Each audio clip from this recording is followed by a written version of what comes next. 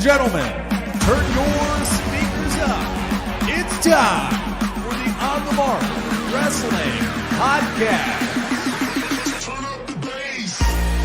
A podcast discussing all things AEW and WWE. Oh yeah! Let's meet the hosts. First, a man hailing from the hub city in Indiana. He goes by @2SweetKyle on Twitter. The host, Kyle Gagliardi. And your co-host, hailing from the valley of Lake Tahoe. He goes by @JimTuck89 on Twitter. Jim Tucker. And last but not least, hailing from the cornfield somewhere in Indiana, the full-time part-timer, Ian Garavaglia. Turn up the bass. Be sure to follow us on Twitter, TikTok, and Instagram @PodOnTheMark.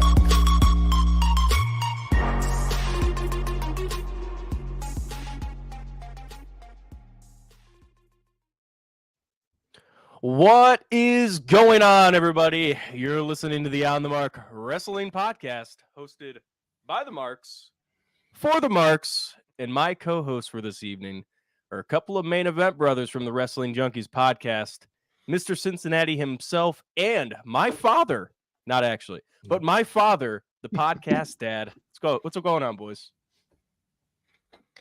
I'm very tired. Ready to oh, shut up. Ready to talk some wrestling. That's what I'm ready to do.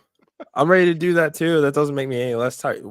Right, I don't want to hear it. What'd you do today? Anything? Blow it out your ass. I actually have a job. You know what? Okay, I'm tired of. As you can tell, this is going to be a very fun episode. And as you can tell too, Mr. OTM currently out in Vegas enjoying himself, taking a nice little vacation. It is March Madness, so the boy is at work over there. He is actually doing a job. But well wishes to all of them. And obviously Jim Tucker as well, spending time away with the new baby and the baseball job as well. So we are waiting his return whenever he is more comfortable to do so. Obviously, all love to him. But yeah, I will be the host for today. This is not my first time doing so. So if you're here last week or the week before, or you're a returning guest from whenever, I'm not the usual host, but I am here to do the host biddings for the night. So if things go off stray, it's just my style of doing it, and I know exactly what's going on. So, but boys, we know how to do it. So, yeah, true. But boys, we're on the road to WrestleMania 40. Chris, I got to ask you, how are you feeling, first of all? And do you feel like we are still on our road to the best WrestleMania of all time? I'm pumped. I really am. I think this is going to be such a good WrestleMania. I think it's the first legit WrestleMania card that we're going to have under the Triple H regime now, without, I think, Vince kind of poking his head here and there. I think Vince is just totally out of it. Last year, we kind of saw a little bit of the influence, and Eric and I talked about it when we started last year about WrestleMania, that this could have been, this was Triple H's first one, but I think this one is legitimately his first one. And you're kind of seeing it on the card, a lot of one-on-one matches, and that's not a bad thing. It's something that we typically don't see on a WrestleMania card. We see a ton of multi-man, multi-woman matches to get everybody on the card. But I like that this year it's like, hey, you're going to have to earn your way on this card. I mean, AJ Styles and LA Knight getting a singles match is fantastic. The triple threat match, it's not anything crazy, but Randy Orton, Kevin Owens, and Logan Paul, three guys that have definitely earned their way on the card this year. Your typical championship one-on-one matches with Drew McIntyre and Seth Rollins, Cody, and it's Roman Reigns. Sorry, I thought he was wrestling The Rock. Did I say that? We'll get into it. Yeah, we're gonna have to. Yes. But yeah, like overall, just pumped for the card. I would like to see, hopefully, knock on wood, there's a couple more women's match added. We only have the two right now. Hopefully Asuka is okay to go. I know she's dealing with a little bit of an ankle injury, but that's my only hang up at the moment is I want to see a couple more women's matches announced. Yeah, I feel like we're on the road to doing so. I still think there is a lot to announce with WrestleMania, but I'm still in full belief that there's a little hang up with CM Punk injury after that, but now I think we're back on the road. And I mean, again, we could talk about it. CM Punk might even have some role in WrestleMania. I'm just thinking optimistically though. Maybe not in the ring. Yeah, I mean, there was a video that surfaced on social media this week of him doing some PT. He didn't have that big bulky brace on, so I mean, Mhm. this is an injury that I think he said 4 to 6 months, and I mean it happened right at the Rumble. So I'm hoping that he's hoping the prognosis is there that he can at least show up in some capacity. I also really love how it he's building this feud with Drew McIntyre without even having to get in the ring with him, without even having to pick up a microphone to do it. I mean, he'll be there on Monday, so we'll see kind of how that segment shakes out. But this is smart because they've clearly invested a lot of time, energy, money, and effort, not just to get him back to WWE, but to repair that relationship as well. I mean, CM Punk and Triple H were not friends by any stretch of the imagination during that first run, and it seems like night and day here. And I know that I had my comments and thoughts about how things ended and how his last couple of years went in AEW, and it was pretty nasty. And don't look at me in that tone of voice. I swear I'm gonna. Anyway, Say a word. I never say a I know word. you That's the didn't. problem. Do you? Yeah, but don't legit that question. little. Quick, What? legit question that I'll throw out to both of you. Mhm. Do you think he Yep. would entertain like a hosting opportunity for Mania, or do you think he's just going to just say, hey, I'm injured, I'm not gonna be on the card? Like, do you think that CM Punk would do that? I as a person, I think he would just to be on that card, but as a character, I don't think that would make sense for a CM Punk to host a WrestleMania, if that makes Mhm. any sense. It's like Yeah. I still see him as the anti-authority figure. I'm not going to stand out there in a suit or something and say, Yeah. "Welcome to WrestleMania." That doesn't really make sense to me, but I like what you're talking about. I understand maybe more of a managerial role, but I don't know who that would be towards. Yeah, I don't know. Guest referee spot. Yeah. That would be cool. I think that would spice up the Drew Seth match a little bit too. That's one of the matches where I think it's taken the most hit from this bloodline Cody / Seth feud. Now is I would like that match to feel like a bigger deal because I do think Drew McIntyre is going to walk out with the championship. But at the moment, and Eric and I talked about this, how many, like, I know there's only 3 shows left, but like, how much more can they say to each other to help build this match? Because they've been doing it the last 3-4 weeks now, and it's like, okay, like, I get it, you guys don't like each other, that's great, but what's the next step? I will say this really quick, Eric. Just really quick. The more they talk, I don't know if it's just me. The more they talk, and when Seth is in the ring and when Drew's in the ring, cutting a promo, the more I hate Seth and the more I want Drew to win that title. I can't be the only one. Strong. I like the idea of that because I think that it is about half past time to turn Seth Rollins heel again, and I think that WrestleMania is going to be the show that tips him over the edge. He's very clearly overlooking Drew McIntyre, and Drew McIntyre has had to put his hands on him and had to get into his head in order to get his attention. And Seth is still much more focused on the bloodline than he is his world championship. I do not see Cody and Seth winning that tag team match on night one. And that I think is fine. I think that Seth can absorb that L and he will do what he can to regroup in that 24 hours leading up to the match. But he's losing that title, and I think that that's what's going to cause him to snap. Because when you think about how intertwined Seth Rollins and Cody Rhodes' careers have been since Cody came back in 2022, I mean, that great trilogy of matches, that brutal Hell in a Cell, and now they're on the same page, and it seemed like it was for the greater good of destroying the bloodline. But trying to see the proverbial forest has cost him his golden tree, or is going to anyway at WrestleMania. And it's time for Rollins to shake things up again and turn heel. I'm hoping that this is the start of that happening. I like your play on words. That was nice. Oh, thank you. Good for you. Good for you. It's weird to me that both title feuds seem like the champion is not the main focus of them. Like, we're more interested in the Drew Punk match at this point because he keeps messing with Punk. His shirt literally says "Injured Punk," like his new shirt. Yeah. And on the other side, obviously, with it's Cody and Rock. Like, is it just me, or is it like both the title holders just kind of feel like they're there? It's a good point. I mean, honestly, at this point, Roman doesn't even feel like he's a part of the situation at all. But that's what you're going to get. That's what you're going to get when you stick Rock into the situation. And part of me makes me wish, because obviously, if The Rock and Roman win night one, The Rock he'll be involved in the match in night two. Yeah. And honestly, I think that hurts the match. I think the main focus should still be Cody winning the title clean. Yeah. I mean, I get it. I get the argument of against all odds. The bloodline's out there. He has to get through everybody, all the shenanigans. But at the same time, Cody shouldn't have to require help from Seth Rollins or anybody in the back. Even like people talking about Dustin Rhodes making an appearance.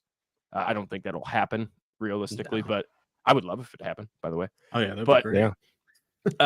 It should still just be Roman and Cody in the middle of the ring, but now they add the stipulation with night one, I don't think it's going to go the way I'm expecting or the way I'm wanting it to go. Oh, they're losing night one. Yeah, that's definitely happening. This is going to be one of those overbooked to perfection kind of things, much like SummerSlam last year, up until Jimmy cost Jay the title there. I mean, you have to have those kinds of moments in this match because we've seen it. Cody, if he doesn't have any allies, he can't beat the bloodline. I mean, that has been the story here. So you got to open it up so that other players that have been involved in this story, your Seth Rollins, or not Seth Rollins, your Sami Zayns of the world, your Jey Usos, it's just setting up for something relatively magical here. I still firmly believe that Cody is going to finish the story this year, but I also believe that last year. Yeah. And I'm a little worried. Okay, so we'll get into WWE again. We kind of went on a tangent, but I think it was good to get that off our chest because I feel like that was the main topic we wanted to talk about. But I do want to point out we're going to get into AEW here, last night's Dynamite, and then we're going to get into what happened at this week's Raw as well. I just want to bring up, we had breaking news this past weekend. WWE talent Shayna Baszler will be making an appearance at GCW Bloodsport 10 against Masha Slamovich. Boys, I know you guys are indie guys as well. Mm-hmm. Holy shit. Hell froze over. Wow. Okay. I don't care who answers, but do you think this is something that is leading to something bigger? Maybe WWE talent really getting the reins get left off them? Because I mean, this could be huge for Shayna. Let's be honest. Yeah. This could be absolutely huge for Shayna. Could turn her career around in WWE or just in the independent scene. Who knows? Mm-hmm. But could we be expecting something more like this? Mr. Cincinnati? It's a good way to use talents that aren't necessarily getting TV time every week. If we're let's just keep it in the Shayna vacuum here for a second. She has lost all momentum ever since she lost to Becky Lynch in 2020. She has not recovered from that, even though she had the massive debut. She had the clean sweep in the Elimination Chamber, and nothing came of it. She should have beaten Becky Lynch that year. I could see, I could see why, the previous regime might have been hesitant to do that, given the popularity of the man at the time. But even now, as we look at that world title match, you kind of seeing if she's actually going to beat Rhea, they need other talents that they could build to go up against those two, who are arguably two of the biggest women in the company right now, at least until Charlotte Flair gets back. Mm-hmm. They have put Shayna in meaningless tag team after meaningless tag team.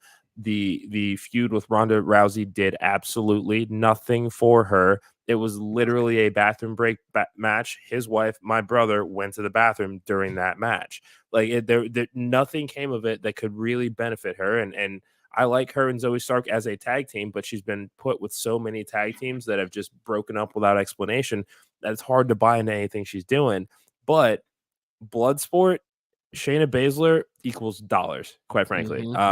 It's like, what was it? I think it was in 2000 that it was Mike Awesome versus Taz for the ECW title, WWF guy, WCW guy for an ECW title. That's a lot of what we're getting here, and I just think that that's awesome. That's just entertaining all around. Yeah, wasn't the Baszler match with Becky at the Empty Arena Mania? Yes. So why not change? Like, what were they worried about? Like a bad reaction from the non-existent crowd? They control the narrative better than EC3. Jeez. Oh no. I will say, I think the issue with Shayna has been, because I'm a fan of Shayna. I like what she does in ring. Obviously, her biggest crutch is her promo. I think the way she talks, her cadence doesn't necessarily match her personality in the ring. And just with thinking, this is going to sound weird, trying to think as Vince McMahon. Oh, don't do that. Yeah, no, in the wrestling sense. Okay. Still, don't do that.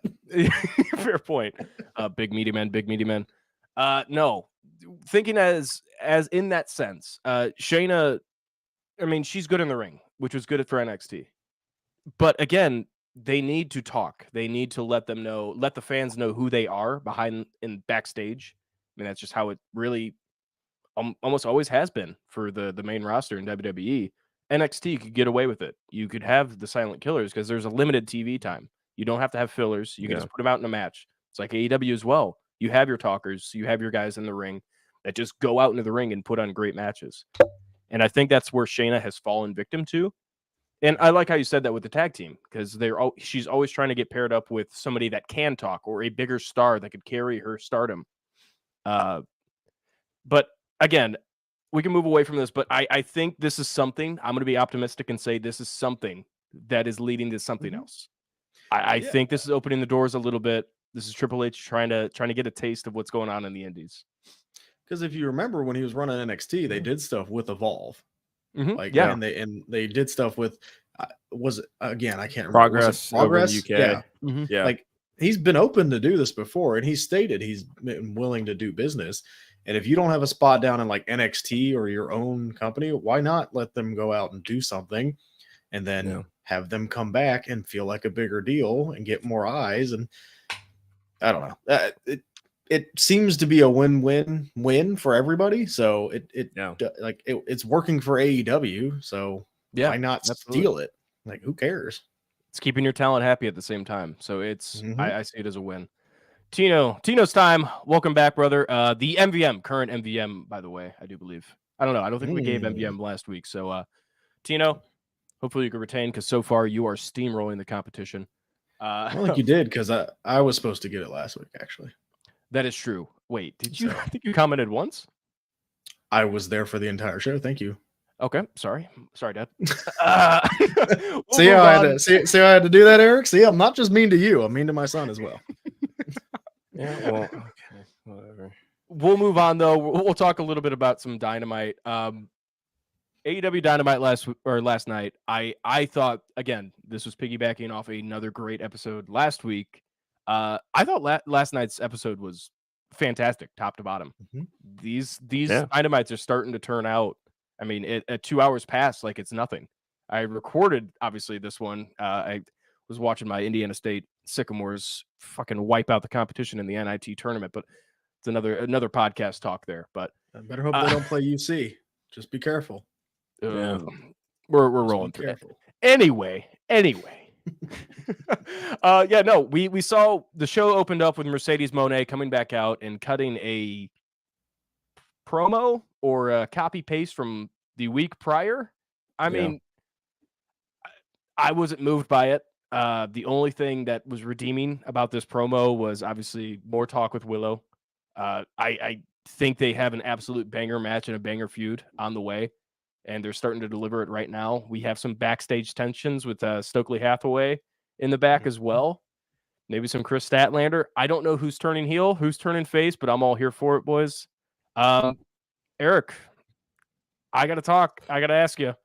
Yeah. Do you think the Mercedes Moné hype will help out AEW? I know it's early, but do you think in the long term this is a good signing for the amount of money that we found out that she got paid? I think it's more that they don't have a choice but to make it the biggest signing that they've ever made. Mercedes Moné got what I have said that most anybody that is new to AEW needs when they debut is some reason to get excited about them. She got a pre-tape package, and while of course they can't get into a lot of why she's a 7-time women's world champion, I like that they at least gave us some backstory of what she did in Japan for that brief period before she got hurt. The fact that she was on The Mandalorian and that we see her, kind of again as this person with mainstream crossover appeal. They can't mess this up because there's too much money on the line. They have invested too much in what they think that she can do in the ring. And don't get me wrong, I think she's absolutely worth the money. What we always talk about, at least on our show, is the follow-up with it. And, this was, they could have accomplished the same thing during that same promo last week, including the pre-tape. Again, it just makes more sense, I guess, in their mind to do this in Toronto because, of course, in Boston, they know who she is, so I could see them justifying, well, we don't necessarily need to do that this week. And this is a big show in Toronto. This is Copeland's first match, I think, in Toronto since he left WWE last year, and that match was Sheamus. So there were already a lot of, eyes on that match, and it makes sense to put her at the start of the show to get those early eyes. I also agree with you, Ian. I have no idea who's going to turn heel in this match. She was cordial to Chris, but made it seem like she blames Willow for her injury. So Willow, I could see eventually snapping because she could pull a Gene Snitsky and say it wasn't my fault. And they've already got Stokely Hathaway kind of waiting in the wings there, who's just looking for any opportunity to further divide Statlander and Willow. So I don't know.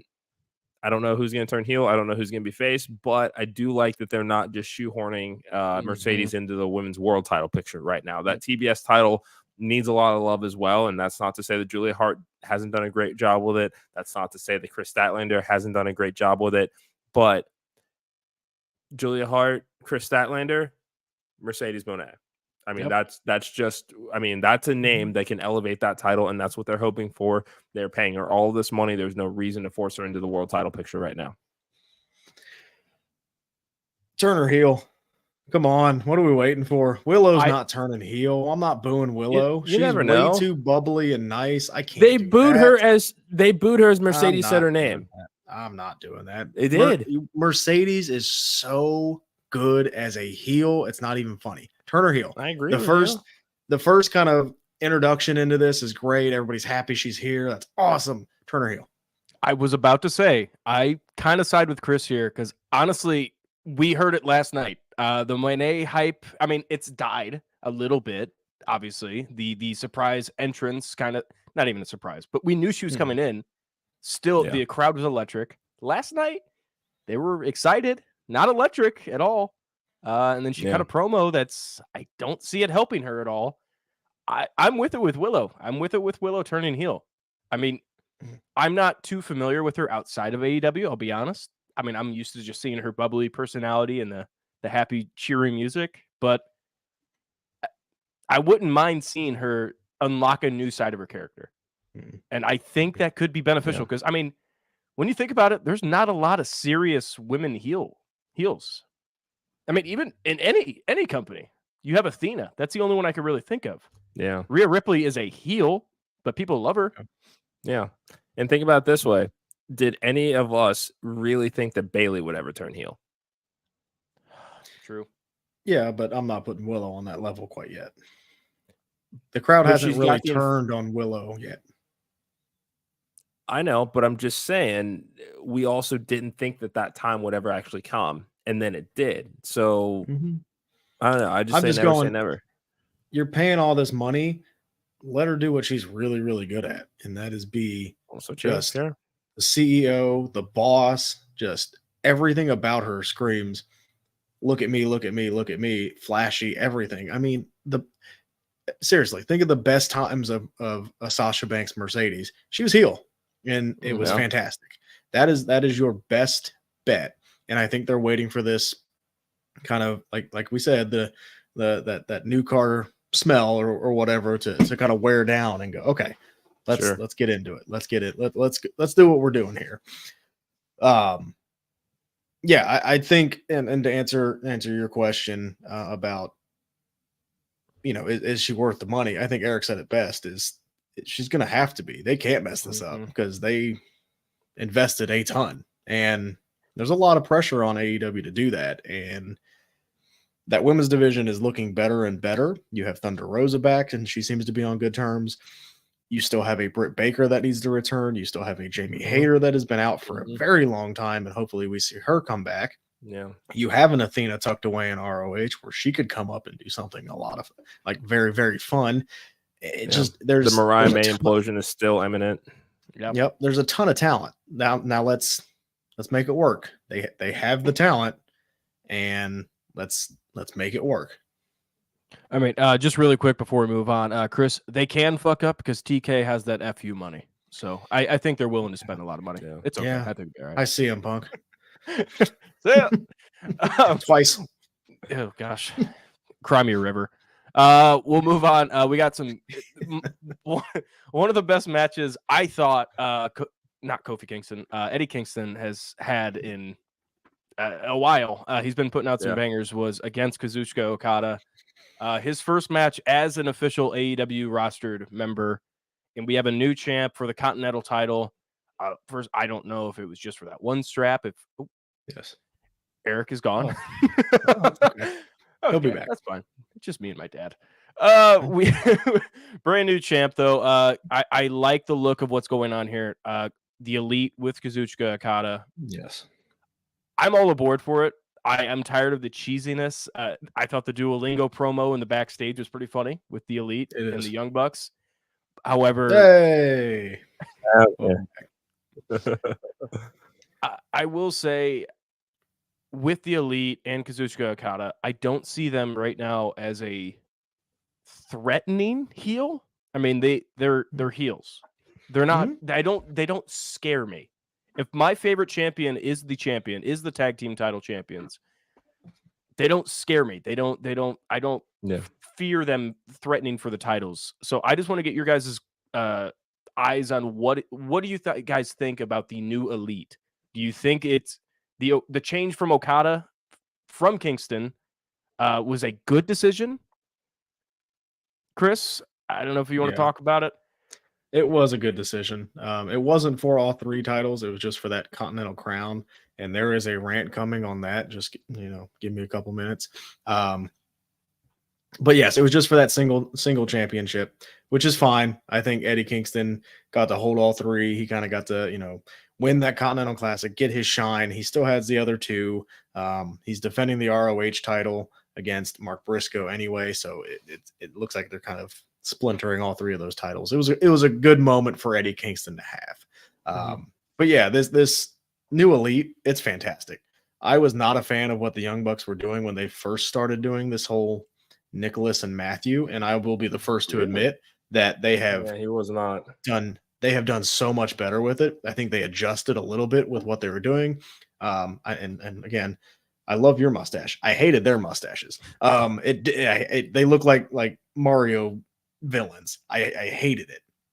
But now they're playing into a little bit more. They're being smart asses. They're being, flashy bad guys. Hey, we run the company. Last night was awesome when they literally cut to themselves watching the match and then cut back. Yeah. Like that's the fun stuff that I like to see. They're super cocky with it, and I love it all. Pairing them with Okada too is really good because of that language barrier that's going to be there. Like the Bucks are able to kind of carry that promo and make Okada feel like such a big deal. Yeah. Like, hey, he's not going to talk because he's worth all this money. So don't worry about it. Like, we're going to do the talking for you. And I love that. This group is fantastic. Those titles don't mean anything. And Eric, I'm going to let you go because that rant is coming here in a minute. That's fair. It's been time to split those belts up for a while. I mean, when's the last time the Ring of Honor World Championship was on, Ring of Honor television and actually in a meaningful program? It's been quite a while. I don't remember the exact number, but I mean, there have been several straight weeks of ROH TV without the title. I think the crown moment was cool because of how much Japanese wrestling means to Eddie Kingston, and you can tell that story and I mean, it clearly means a lot to him of everything that we saw in the build-up to the to that Continental Classic tournament, everything we saw after he won. You know, it was nice while it lasted. We don't need that anymore going forward. The Bucks cutting to themselves, also great touch. They could have overdone that to death, but I like that they did it just for the DDT spot because cynical Eric would have thought, oh, so that means that every single move replay is going to be some Okada offense on the Kingston, and that wasn't the case. They could have very easily booked it to be that from a production standpoint, and they didn't. So I give them some points for that. Pac versus Okada is already a match of the year contender, and they have not even locked up yet. Let's be honest. That is what we're all waiting to see. And I think the biggest pro of having Okada join the Elite is that whenever the best bout machine is ready to go, Tony Khan can make money off of Okada versus Omega, since everybody else already has. Thought you were Good going to point. Ospreay. Still time. Well, okay, so we have an interesting comment here. Chris, before you do your rant, Mr. Bryce Cannon, I know you guys know him well, is talking some smack here. He is about a guy that I love dearly. I truly would spare my life for him if need be. I told him my life is on the line for you, no matter the scenario. It's because he means a lot for me. Mr. Cannon, we're unfamiliar. I will say this. You are welcome to speak on this podcast about your issues with Mr. Outlaw. You could voice your opinion, but I will say Outlaw is also more than welcome to be on this podcast. If you guys want to mingle at the same time, totally up to you. However, probably keep you guys separate for now because I know tensions are rising. But I will speak to Mr. Outlaw about these issues.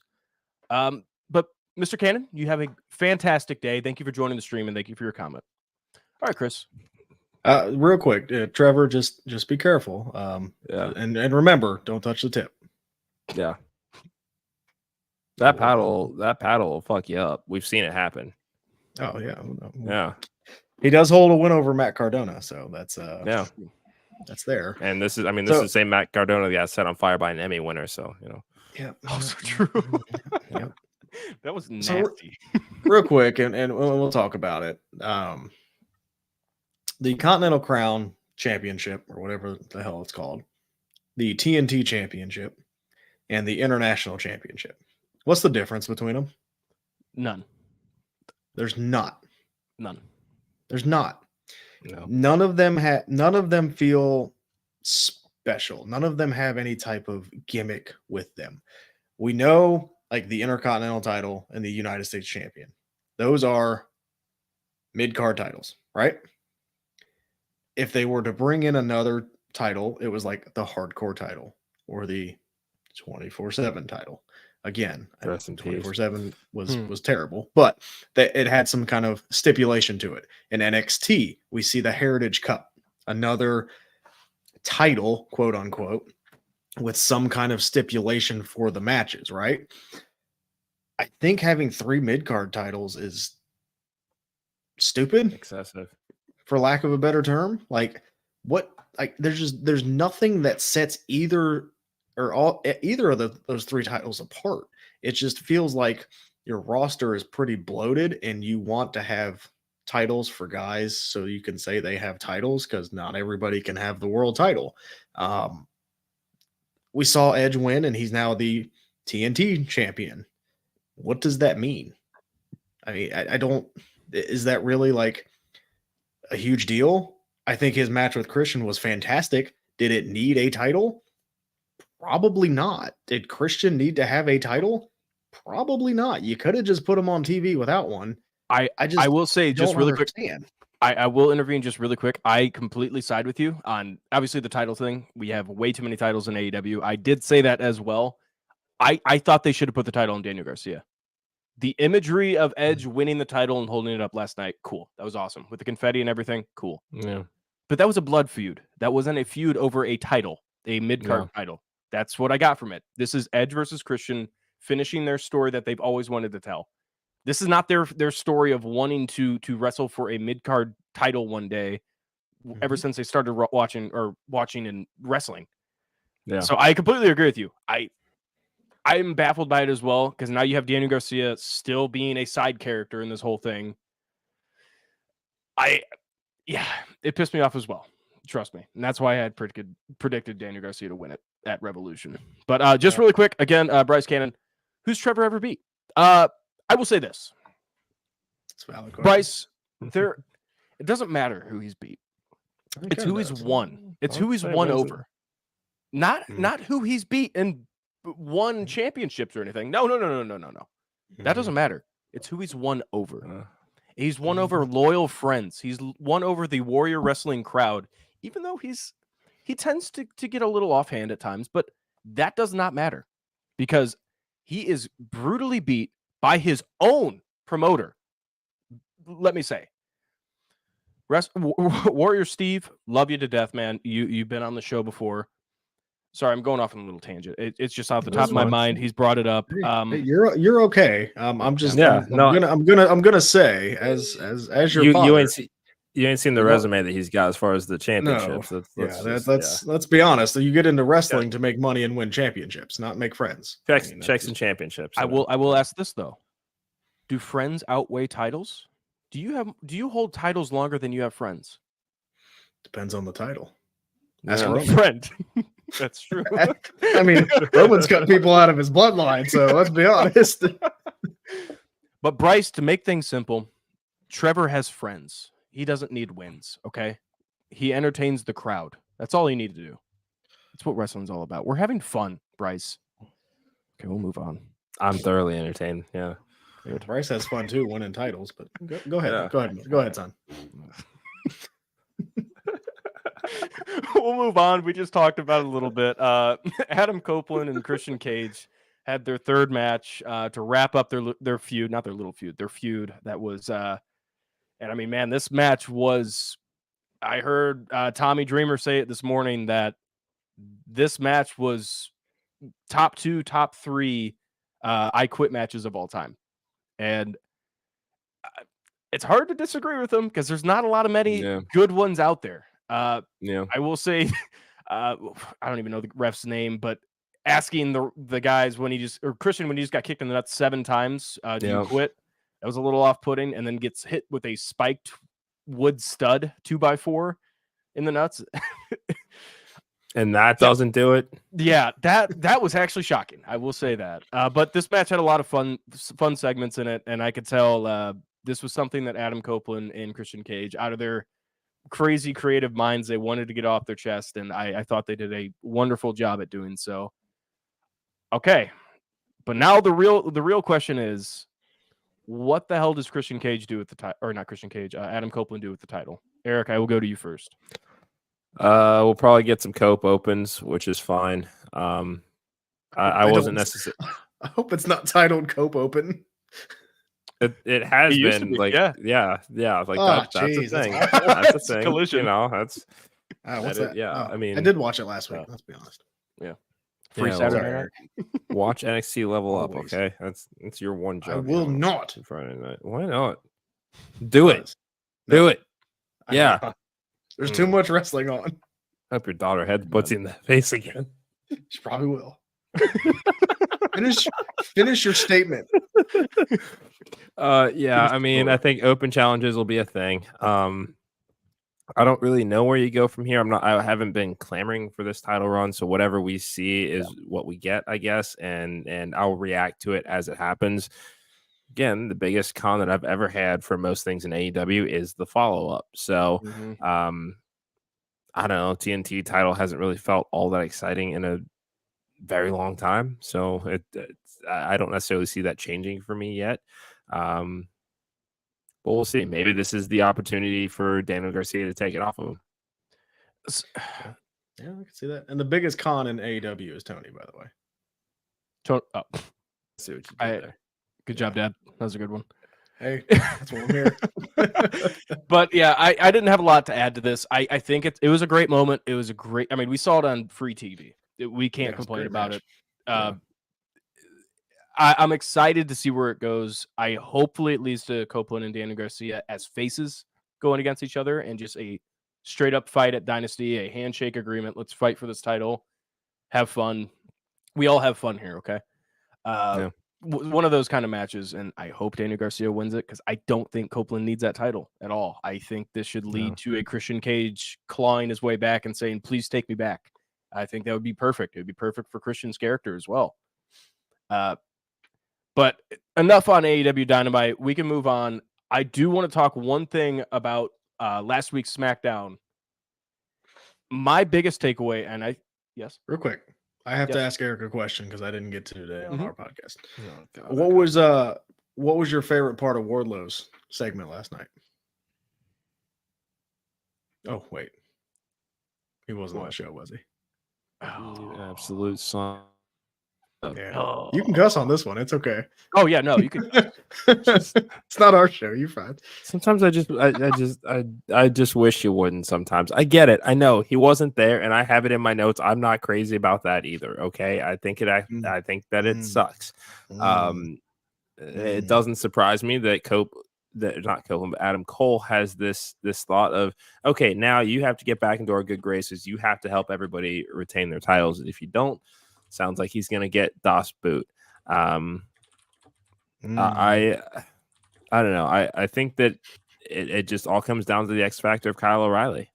And I mean, the offer's been extended to him to join Undisputed Kingdom. It's just gonna. It's in a weird spot. I don't know what they're doing. It's weird. It sucks. Whatever. Okay, he was on TV this week. Big deal. Don't blow me. Just saying, you have to make me care. I do not care about Wardlow until you do something substantial. Last week they squashed him. This week he wasn't anywhere on the card.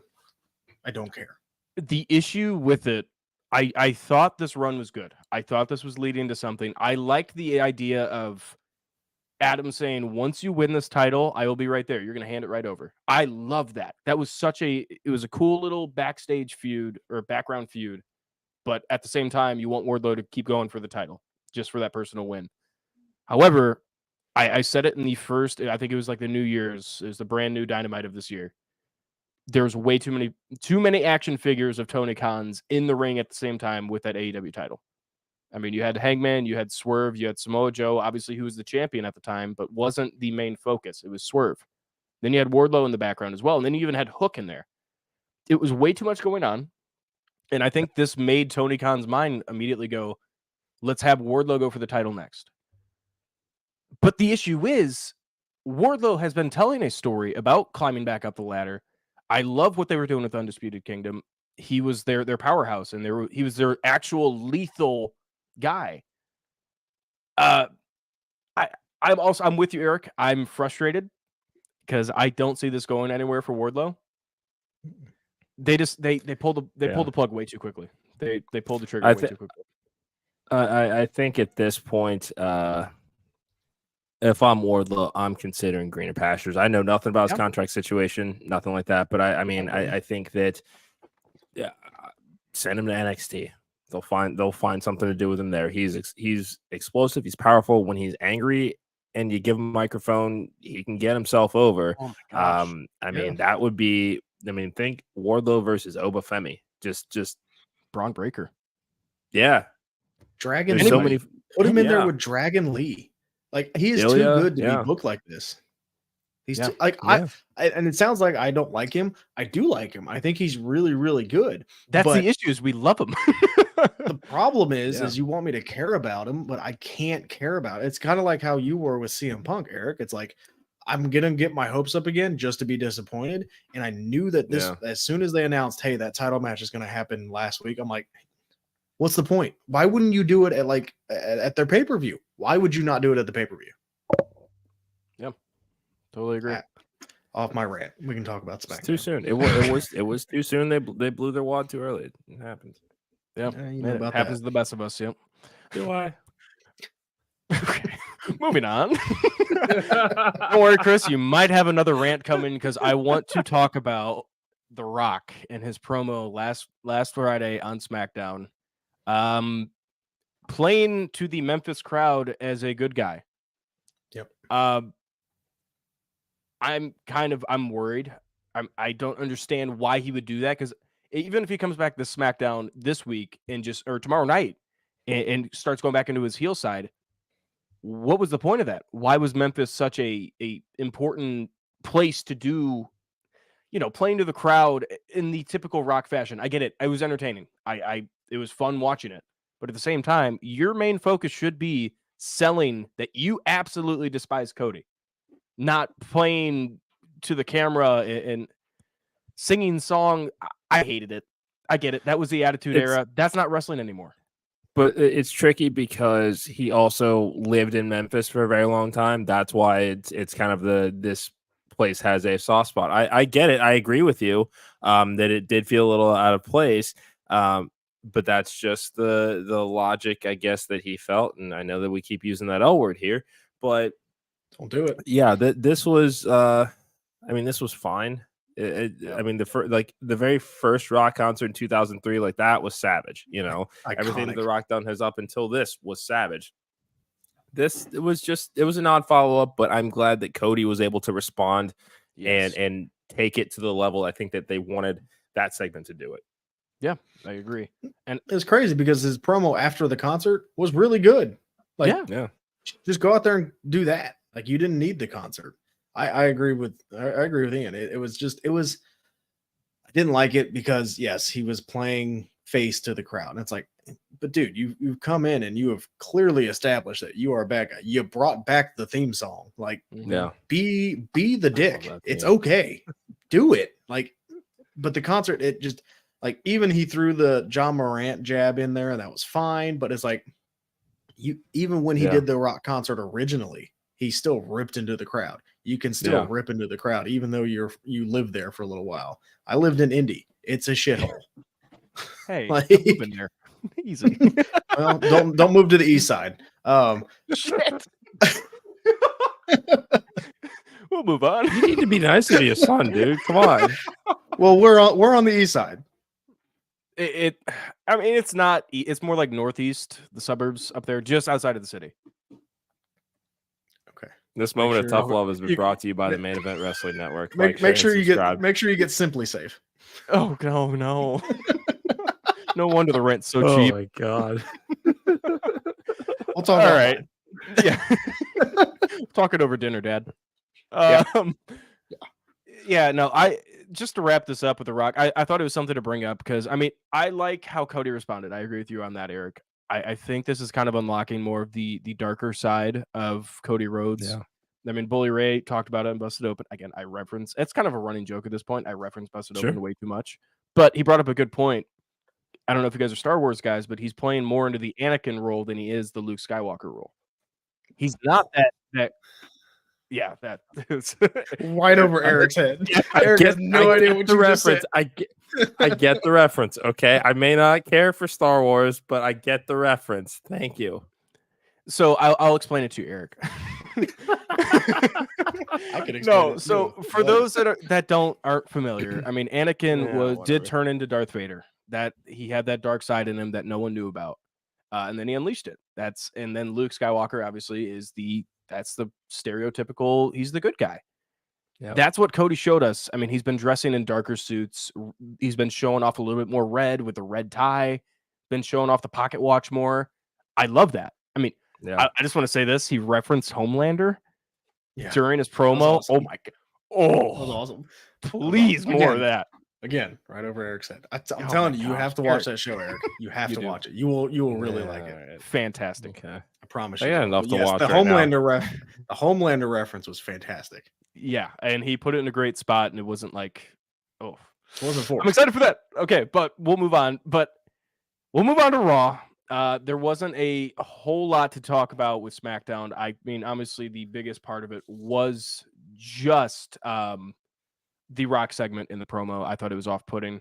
But with Raw, I was able to finally watch a Raw live, and I actually took notes, which is, I'm a professional. You. I know. Paper and pencil. Yeah, damn. Same exact pencil right here. Wow. Good for you. The first point I wanted to bring up, we opened up with Jimmy and Jey Uso. I didn't have a whole lot to say about this. I think this is heading off into a right direction.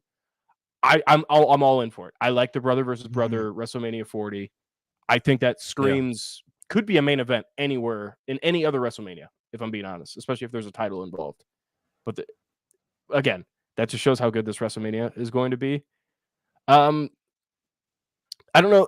I don't have anything to ask about, but if you guys have anything to add about the Usos promo, again, nothing shined out to me. I think Jimmy is being kind of saved by these promos because honestly, he was kind of an afterthought in the whole Bloodline scenario. And I think this feud has really reminded us, hey, this whole Jimmy and Jay thing is a real situation that needs to be talked about. So I don't know if you guys have anything to add. I think the only thing I would add is Jimmy needs some marquee singles win between now and WrestleMania. I mean, I don't know who that would be, but you got to get him at least one relatively major singles win on this road to WrestleMania. I think that's been the one knock, at least for me, when it comes to Jimmy, is yes, they have split them up, and yes, they have made it so that Jimmy is still with the Bloodline, even though he left first and is now gaslighting Jay into thinking that he's the one that left first.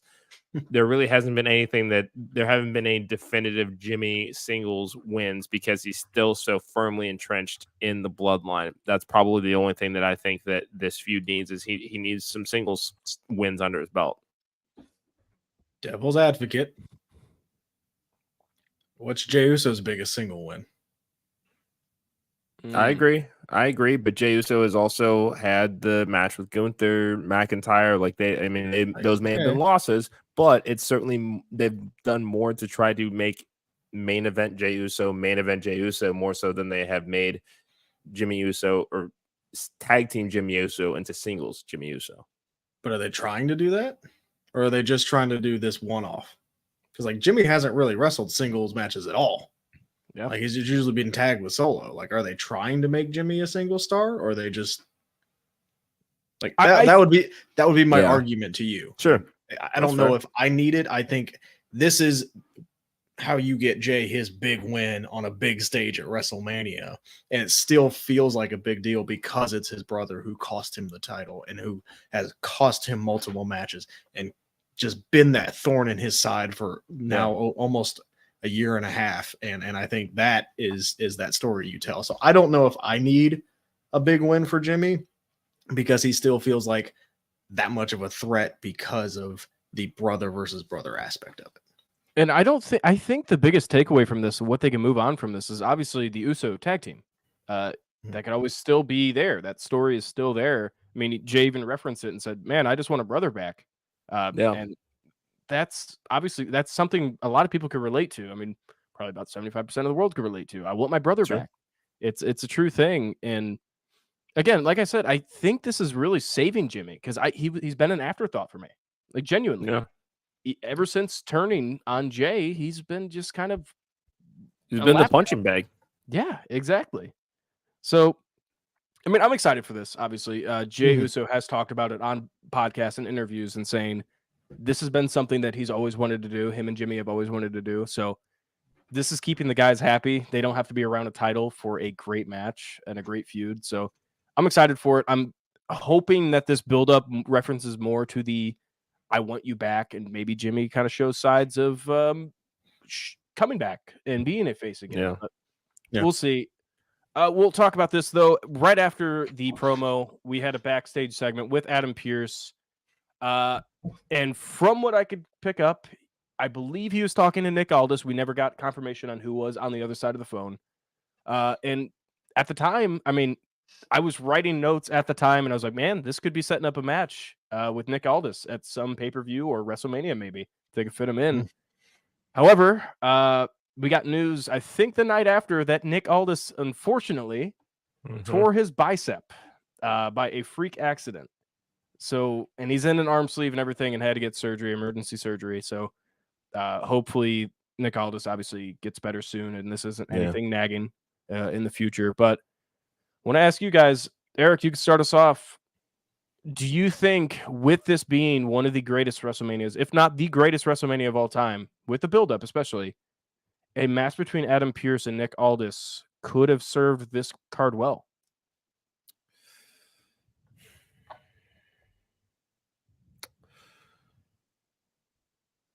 I think it would have been fine on the card. Does this card necessarily need it? No. I think that if you build it right, sure. I mean, Adam Pearce looks to still be in shape to compete. We know that Nick Aldis is.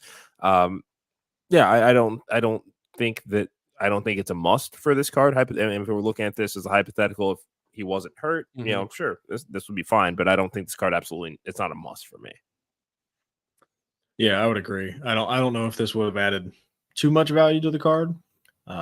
They could still do this. Like I think it would be cool if you get really strict with the brand split and you have Adam Pearce captain a team and then you have Nick Aldis captain a team at Survivor Series. I think that could be a lot of fun.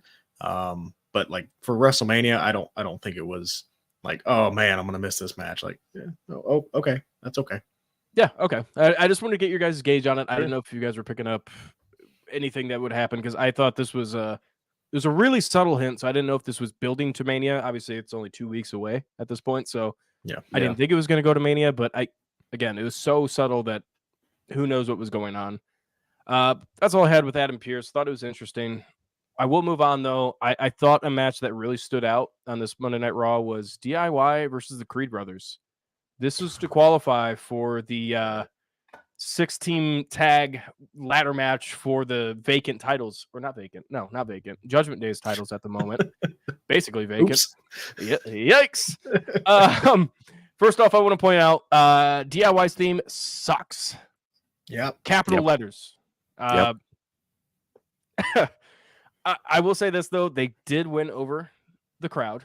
The crowd was fully into this match by the end of the match. Obviously, the Creed brothers did take the pinfall. However, they did show off. They got over. They were getting over.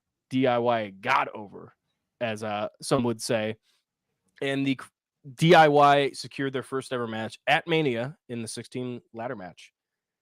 Do you see the DIY in Gargano's hometown at Mania? Are they contenders, real contenders for this match? Or is this a feel-good moment? Chris? Well, son, I hate to say it. Gargano's from Cleveland. SummerSlam will be in his hometown. SummerSlam! Fuck! No! I take everything I said back. No. Oh, man, that was funny. That's okay. That's okay. You're okay. Yeah, I can see them. I think they're going to do, and I can't remember which, I think it was Eric, which podcast you referenced or which interview you referenced, where it's, I think they're going to, one team is going to have the SmackDown title, one team's going to have the Raw title, and they're going to simultaneously take them off. Found. Okay, that's what it was. Yeah. Like, I think DIY will be on one side of that. I don't know the team on SmackDown side quite yet. I still want to see how those brackets play out and see who's actually going to be in the match. But yes, I could definitely see DIY getting this. We talked about it on our show. I think the Awesome Truth thing is kind of jumped the shark for me. I don't want to see that anymore. Our Truth was super entertaining in Judgment Day. Outside of Judgment Day with The Miz, not as entertaining in my opinion. And I do want to see DIY do that. The Creed brothers will have their opportunity. They probably won't be on this Mania card, and that's fine. But it's actually like I'm super excited to see what the Creeds do in the future, and they will be around. They will be around, no doubt. But yes, I could see DIY getting one half of those straps.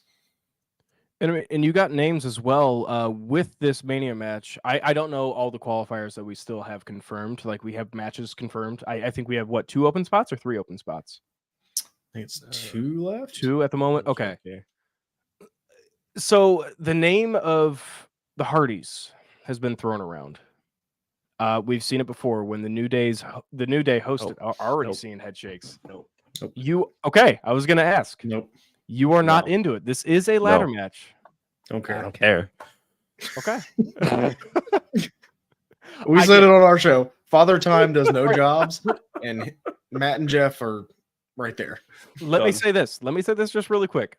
We are marks, okay? We Mhm. watch AEW. We know where the Hardys are at physically, and I mean, entertaining wise and talent wise. But let's try to really dumb down our minds as a typical WWE fan. Blech. Absolutely not. Still, even no. Nope. No. I saw it at the whatever Mania it was X number of years ago, and that was awesome. It was an awesome Yeah. moment. This one, I would rather see a DIY win. I would rather see the New Catch Republic win. I'd rather see the New Day win. I have no appetite right now for a Hardy's return when your tag division is as stacked as it is. It's a good point. I mean, even a tag team that was thrown together in NXT, you got Baron Corbin and you got Braun Breaker. I don't know. Again, I don't know the establishment of who's coming in and how they're going to get in. But could you see a team like that getting in? Who could. knows? I mean, yes, I could obviously. But yeah, that really wraps up. We've already talked about Cody's promo. We've touched on it before. Drew as well. Drew and Seth, we talked about that. Again, just want to point out, Drew is absolutely killing it on Twitter. He is hilarious in carrying this feud. I don't know if you guys saw it today. Drew was playing Crimea River, the song named Crimea River, while working out and calling out CM Punk. This dude's a menace. I'm at the stage where if Drew the heel doesn't win the title, then I'm going to be genuinely pissed. Yeah. Oh yeah, I'm getting. I agree. He's going to win. Seth's beaten everybody that he could possibly beat, and I don't know. The reign has not been the best, so it's time for a new change of pace. Yeah, it's just getting old, and we've referenced it before on this podcast. But boys, that's all the talk I have leading up to WrestleMania and what we've seen. I don't know if you guys have anything else to add. Please do. I'm excited. I really am. Yeah. I think this WrestleMania is going to be amazing. It's shaping up to be a really good card. We said at the beginning of the show, I'm hoping for a couple more women's match. I know they were thinking maybe a 6-person with Jade, Bianca, and Naomi against Damage Control. That would be something I'd be very into. Mm-hmm. Yeah. And give me and I'm going to say it, and Eric, you're going to agree. Ian, you might agree. I want to add another title to WWE. Give me a mid-card women's champion, please. Completely all right, agree. That's fine. Give me a mid-card women's title. That's all I want. Yeah. Who would you want as first champion? Liv Morgan. Naomi. I would have said more to the namesake of Naomi. Somebody like that who has the stardom but doesn't really have a place in the main card. I think Liv Morgan is right there. I don't think she's out of that main title picture. The biggest issue right now is how good Rhea Ripley is. That's the issue. Going up and down the roster, besides a Charlotte Flair, and we've been forced to acknowledge that she could beat anybody at any time. That's the thing. Nobody is built to the level of Rhea Ripley right now. She is entertaining. She's really fucking good at wrestling. Yep. And she could cut a mean promo and has a giant group to back her up. Yep. If the only way she loses that title is after Judgment Day implodes, which is going to happen. I think that is because Sooner than later. Yeah. I will say this too. Actually, I'll bring this up. I forgot to mention it, but we saw Andrade talking with Judgment Day. Damian Priest was late to the meeting after he was talking to Andrade. Yep. Could you see? I mean, I think the writing's on the wall that Damian Priest is the first to go. He's still Senior Money in the Bank. Again, don't know what the hell they're doing with that at this point. Yeah. I have my theory, but that's for another time. Okay, I like that. Yeah, I think that would be a win-win though if Damian Priest were to branch off while Andrade kind of fills that role, or even takes on Damian Priest alongside him. Who knows? But I said it before when Andrade had debuted that I don't see him stacking well with this roster at all right now. I could see him branching off with like Dominic, taking Dominic under his wing. Yeah. Yep. And doing that, like just let Judgment Day disband, and that gives something for Dominic to do after Judgment Day, because I don't know what Dominic's going to do after Judgment Day, and that would be a fun wrinkle. Mm-hmm. Yeah. Great point. All right, boys. We have reached that time. It is time to announce tonight's episode's MVM. We've talked about it in the private chat. Yep. I'm going to keep my mouth quiet because I have a lot of words to say. I'm going to refrain because I am a professional. Eric, if you would like to take the reins, please do. I'll be drinking my beer. Okay. Well, I know how difficult this is for you to do today, but it's safe to say that there is only one MVM, and it is the reigning defending Lariato Pro Wrestling Guild heavyweight champion, the Frat Daddy Bryce Cannon. Another accolade to his resume. Again, it's all about them 2 C's, checks and championships. Here's another one to add to that list. That's right. I mean, the guy is undeniable. That's plain and simple. If you've not had the opportunity to see Bryce Cannon wrestle live, do yourself a favor, check out Platinum Championship Wrestling, Southern Honor Wrestling, Lariato Pro. If you have IWTV, you'll be able to find Bryce Cannon. Look him up. Look up the boys, Zach Mosley, Cornelius Pepperbottom, even though he's still big time in us and still owes us an appearance on our show. Still waiting. Yeah, it's fine. But surprise, Zach Mosley is actually going to be back on next week on our show. I don't know if I told you that just yet, but I read the calendar. Yes, thank you. Good for you. I appreciate that. Hey, last thing I'll say for Bryce is don't be a chooch. Go look at his stuff. Yeah, for real. I mean, he's insanely fucking talented. So well deserved MVM. Yeah, Bryce, good job, dude. You did. How many times has Trevor Outlaw been MVM? All right, let's relax. Let's just be honest. That's no. That's genuine curiosity. Let me talk. Let me talk to you. It's your show. Yeah, I am the host. Bryce, if you're a real man, you'll be back next week. Voice cracked a little bit there. Next week, you'll be back here with the MVM title. That's very fake. You're not going to get an actual title to hold. You could retweet the announcement that you're MVM. That's about all you could do. But next week, yeah, true. Oh, you could just put a sticker on it or something. I don't know. But next week, you better be there. Be at next week's episode at 7:00. For those that are listening at home, every single Thursday for weeks on weeks on weeks, months. I mean, I think we're at a year now. We're at a year and a half. I mean, this is nothing to you guys because we just go every week. By the way, check out the Junkies Pod. I haven't even mentioned you guys at Junkies Pod, by the way. The Main Event Brothers. Yeah, there you go. There's your plug. Nice. But week after week after week, we are here talking wrestling. Kyle Gagliardi will be back here. Mr. OTM, my chief, will be back here next week to acknowledge that Bryce Cannon, sadly, is our MVM. So, Bryce, you better be here because we have words to speak. And by the way, Mr. Outlaw is waiting. He's waiting for you to call him out. He's waiting for you to say something. It won't take long. That's all okay. I gotta say. That's all right. I gotta say. Right. Got a little red there. I did. I know. Voice cracked. It was good though. Yeah, no, that's passion. It was. But thank you guys for listening to this week's episode. As always. Yeah. This is a YouTube exclusive, so this will not be out on Spotify. So Bryce, hey, congrats, buddy. You're only on YouTube, and that's it, bud. We'll see ya. No, he's already on YouTube all the time. That's true. Fuck.